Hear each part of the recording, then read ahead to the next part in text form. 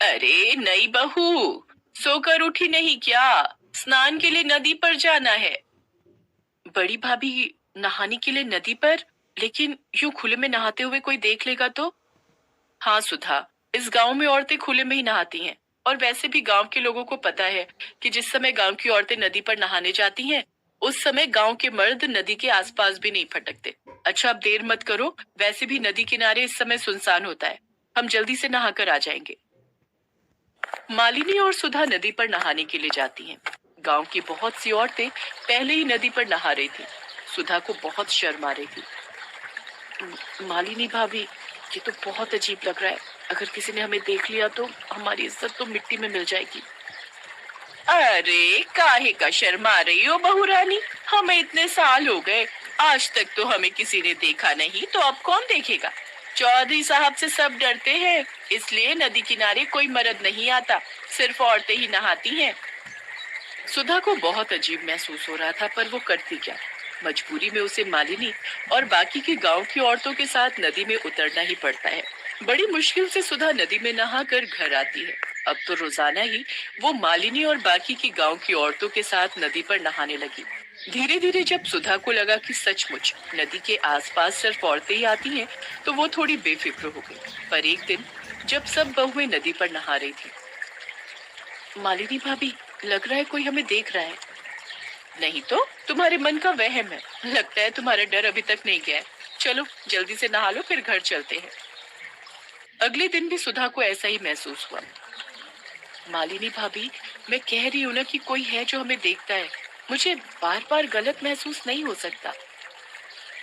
अरे बहू रानी, तुम बेकार में ही डर रही हो। किसी की इतनी मजाल नहीं जो हमें नहाते हुए देख ले। और ये सच था। गांव वालों की इतनी हिम्मत नहीं थी कि वो गांव की बहुओं को खुले में नहाते हुए देख ले। तो आखिर कौन था जो उन सबको खुले में नहाते हुए देख रहा था? अरे यार मगन, ये गांव तो बहुत बढ़िया है यार। तूने बिल्कुल सही जगह का पता लगाया बे। खुले में नहाती इन गांव वालों की बहुओं के हमने बहुत ही बढ़िया फोटो अपने फोन में निकाल ली है बे। वही तो, मैंने बिल्कुल सही गांव का पता लगाया ना। अब इन फोटोओं का इस्तेमाल करने का सही समय आ गया बे। गांव के चौधरी की दोनों बहुएं भी उन औरतों के साथ ही नहाने आती हैं। चौधरी की बहुओं को ब्लैकमेल करके अच्छे खासे सोने के जेवर और रुपए ऐंठ लेंगे। और तू तो जानता ही है, ये गांव की भोली भाली बहुएं शर्म से किसी को कुछ नहीं बताएंगी। तो ठीक है, किसी दिन रास्ता रोककर ये फोटोएं उन्हें दिखा देते हैं। तो देर किस बात की है? कल दिन में जब वे दोनों नहा कर जा रही होंगी, तभी रास्ते में उन्हें पकड़ लेंगे। अगले दिन मालिनी और सुधा नदी पर नहाकर जब हवेली की तरफ जा रही थी, तो नदी से थोड़ी दूरी पर जगन और मगन नाम के उन बदमाशों ने उनका रास्ता रोक लिया और उन दोनों को फोटो दिखाने लगे। दोनों बहुएं डर गई। अब अगर तुम दोनों नहीं चाहते कि ये फोटो गांव में हर कोई देखे, या फिर गांव से बाहर और भी जगह ये फोटो पहुंचे, तो जैसा हम कहते हैं वैसा तुम दोनों करोगी। नहीं नहीं, हमारी ये फोटो किसी को मत दिखाना। तुम्हें क्या चाहिए, हमें सीधी तरह बता दो।